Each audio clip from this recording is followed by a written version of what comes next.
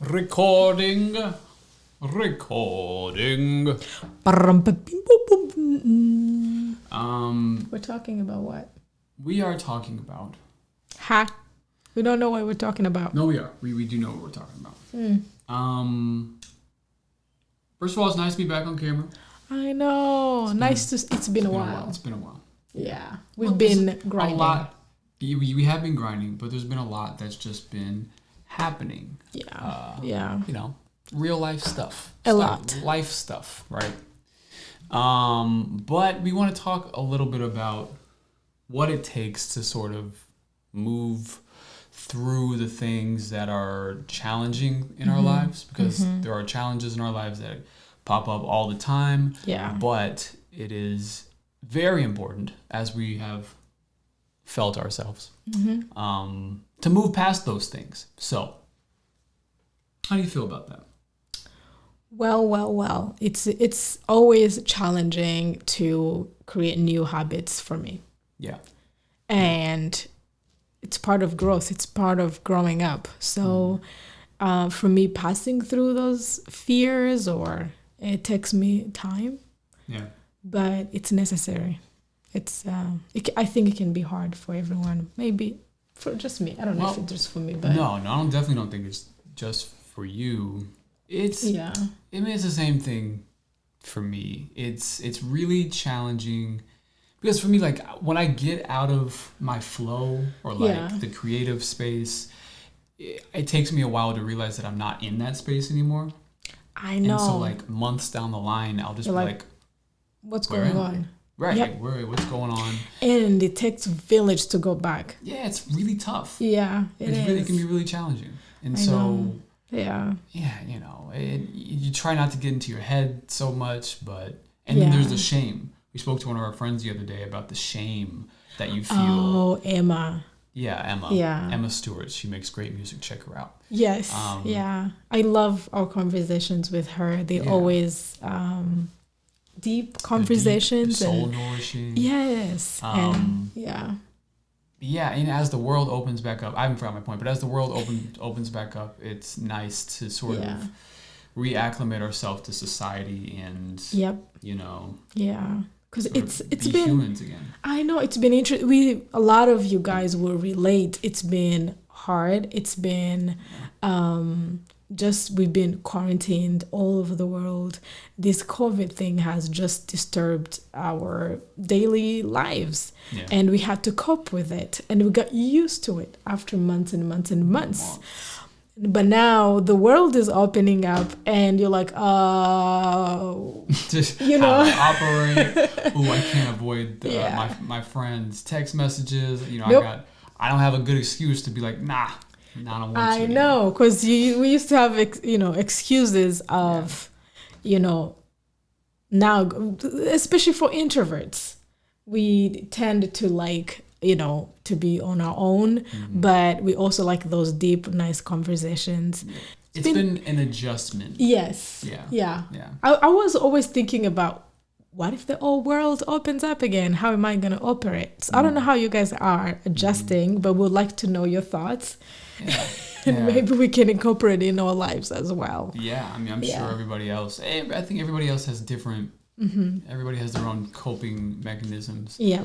And how they deal with hardships and all that. Yeah.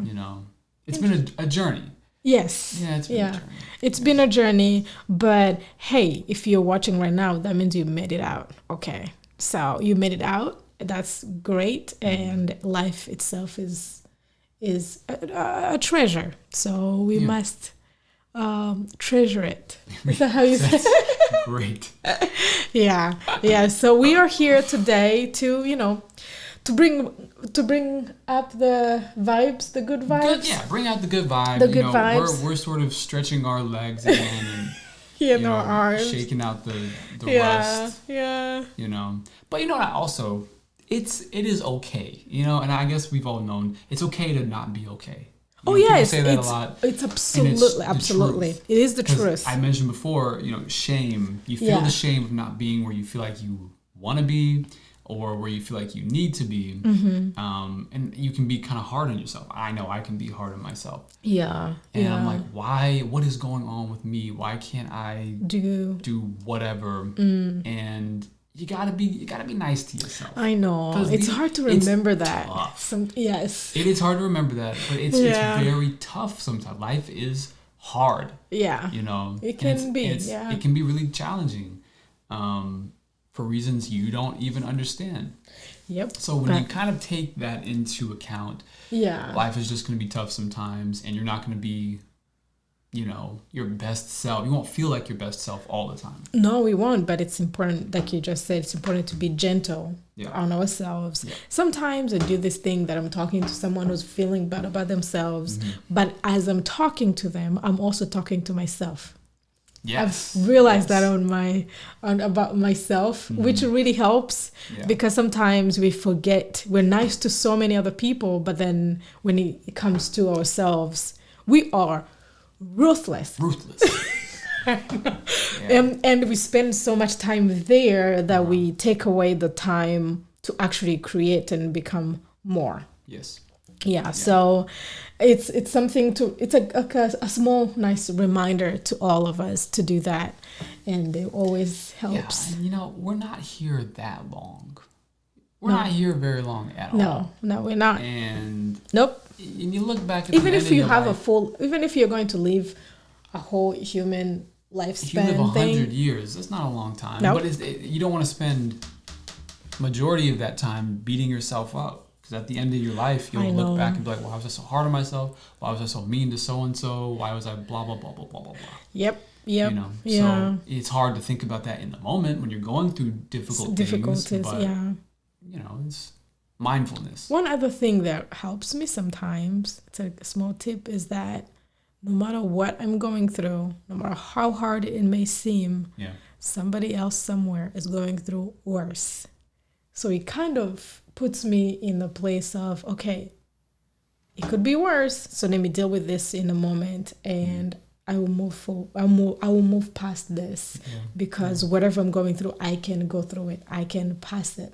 I can, get to the other end, to the other side, and it kind of helps me walk through my struggles, and it gives me some appreciation of little things, other things that are going well in my life.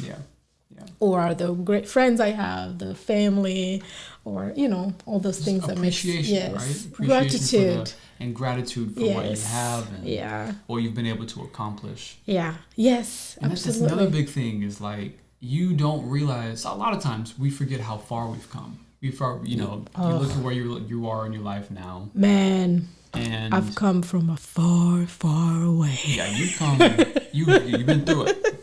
She's been through it. Yeah, it's good to be grateful in remembering where you've come from, remembering how far and how all difficult the victories, that journey was, and how you made it, all the strength you put in. Mm-hmm. That means you're stronger than you think. Yep. Yeah. Did you say yep? Yep. That's my new favorite movie. What's the name of the movie again? The character Goofy. Goofy. Is that the name of the movie? Yep. Yep. I will get it next time. Let me ask you something. Sure. I think I will also tell you the answer for myself as well. But what were the small tools, the tools that you used during the quarantine, during this whole year and some months, the things that you hold on to that you did routinely that you never did before COVID that helped you? Help me cope? Yes, that helped you cope. Well, I did do it before COVID, which is exercise. Exercising, like working out. Yeah. I loved it. It's a spiritual thing for me. I wish it was that for me. Well, okay, because I was in athletics growing up, and I kind of learned to incorporate working out as a way. I like that. It's just become second nature for me, but it's also become sort of like a cathartic experience. Like whenever I'm going through something, I just kind of work out and I feel better. And the dopamine hits, it releases chemicals. Yes. Scientifically, it's proven. But it did help me a lot. But another thing that I picked up more during quarantine was meditation, like meditation and mindfulness. And because there's a lot of stuff happening in life that you cannot control. Yeah. You can drive yourself crazy trying to control these things that, it's impossible to control. Absolutely. But taking time for yourself to be mindful and to meditate and kind of just center yourself. And you read a lot. Yeah, and I do read a lot. That helped a lot. But I have always sort of read a lot. So, I would say reading, meditating, practicing mindfulness, and working out. Those are the three things that sort of centered you. Yeah. That's incredible. Yeah. About me, I did not read as much as I would have liked, because reading in English for me is work. Okay. Work. And it's pretty much learning the language at the same time. Yeah. So my brain is working really hard. So, and I learned a new skill. I learned how to paint. So I painted a lot of the paintings in the house. It's me. I'm the artist. So that really helped me cope. And just playing with colors and learning those things really helped.